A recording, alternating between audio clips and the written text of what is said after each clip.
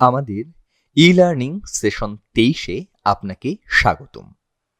আমাদের আগের সেশনে জেনেছি যে শিক্ষক ক্লাসে বিভিন্ন ধরনের গেস দ্য ওয়ার্ড অ্যাক্টিভিটির মাধ্যমে কিভাবে শিক্ষার্থীদের ভোকাবুলারি শেখাতে পারেন। এই সেশনে আমরা জানব ক্লাসে বিভিন্ন ধরনের ড্রয়িং অ্যাক্টিভিটির মাধ্যমে কিভাবে শিক্ষার্থীদের ভোকাবুলারি শেখাতে পারেন। আমাদের সেশন শুরু করার আগে আপনি কিছু সময়ের জন্য প্রশ্নটি নিয়ে একটু ভাবুন। ক্লাসে বিভিন্ন ধরনের ড্রয়িং অ্যাক্টিভিটির মাধ্যমে কিভাবে শিক্ষার্থীদের ভোকাবুলারি শেখাতে পারেন। আজ আমরা ভোকাবুলারি শেখানোর সাথে সম্পর্কিত ড্রয়িং অ্যাক্টিভিটি অথবা অঙ্কন কার্যক্রম সম্পর্কে কিছু অ্যাক্টিভিটি নিয়ে আলোচনা করব।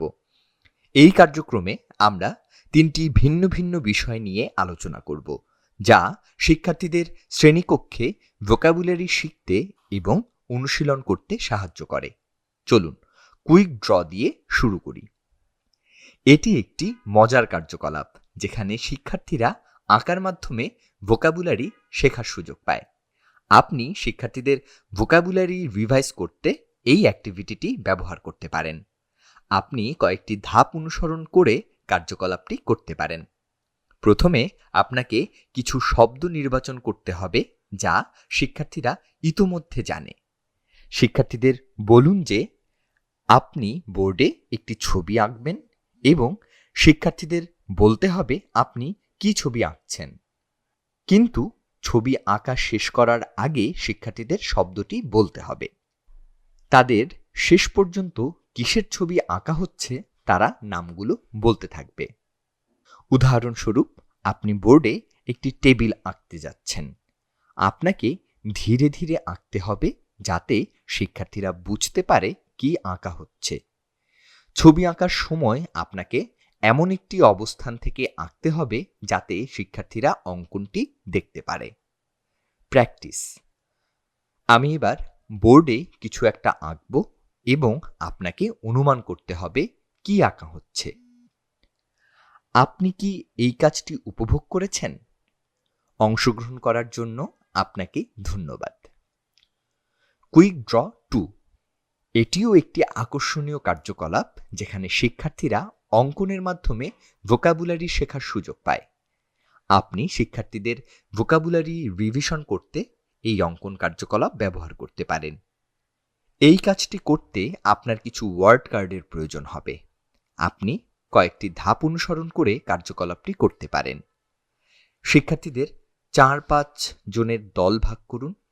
যে কোনো দলের একজন শিক্ষার্থীকে আমন্ত্রণ জানান বোর্ডে এসে ওয়ার্ড কার্ড নিয়ে যাওয়ার জন্য। এরপর শিক্ষার্থীটিকে কার্ডে লেখা শব্দের ছবি আঁকতে 15 সেকেন্ড সময় দিন। শিক্ষার্থীটি কোনো কথা বলবে না বা কিছু লিখবে না।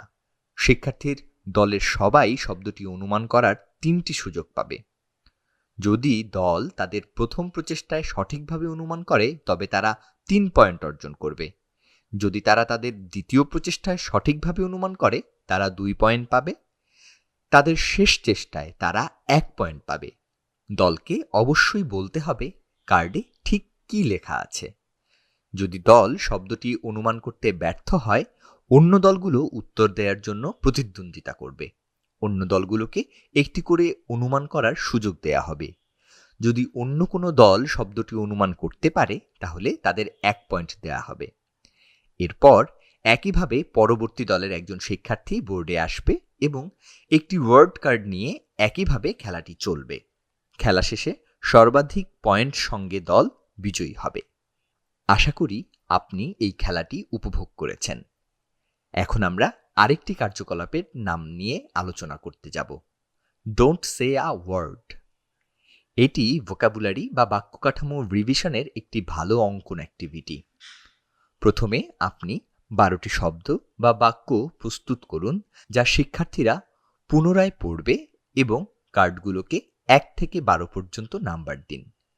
3-4 জন মিলে দল গঠন করুন এবং প্রতিটি দলের জন্য কার্ডের একটি কপি তৈরি করুন। প্রতিটি দলের টেবিলের উপর কার্ডটি উল্টো করে রাখুন। ব্যাখ্যা করুন যে যখন আপনি গো বলবেন তখন দলের যে কোনো একজন শিক্ষার্থী কার্ডটি তুলে নেবে এবং অন্য শিক্ষার্থীদের অনুমান করার জন্য শব্দ বা বাক্য আঁকতে 60 সেকেন্ড সময় নেবে। শিক্ষার্থীরা এ সময় কথা বলা বা কিছু লিখতে পারবে না। যখন শিক্ষার্থীটি ছবিটি আঁকবে তখন দলের অন্যান্য সদস্যরা শব্দটি অনুমান করার চেষ্টা করবে। জেতার জন্য কার্ডে ঠিক কি আছে তা শিক্ষার্থীদের অবশ্যই বলতে হবে। যখন সময় শেষ হয়ে যাবে তখন স্টপ বলুন।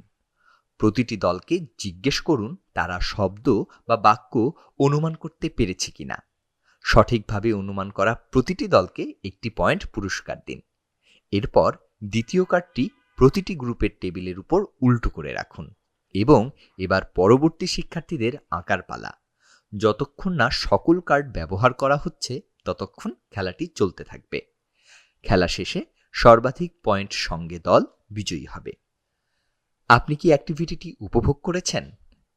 আপনি কি মনে করেন এই অ্যাক্টিভিটিটি শিক্ষার্থীদের সাথে অনুশীলন করতে পারবেন? আপনি কি মনে করেন এই অ্যাক্টিভিটিতে কোনো পরিবর্তন দরকার? আপনি ক্লাসে এই অ্যাক্টিভিটিটি কিভাবে করতে পারেন সে সম্পর্কে নোট নিন। আজকের সেশনটি এখানেই শেষ হলো। আশা করি আপনি টিচিং ভোকাবুলারি এর বিভিন্ন ধরনের অ্যাক্টিভিটি সম্পর্কে অনেক কিছু জানতে পেরেছেন, যা ক্লাসে শিক্ষার্থীদের আত্মবিশ্বাসের সাথে ইংরেজি শেখাতে সহায়তা করবে। ধন্যবাদ।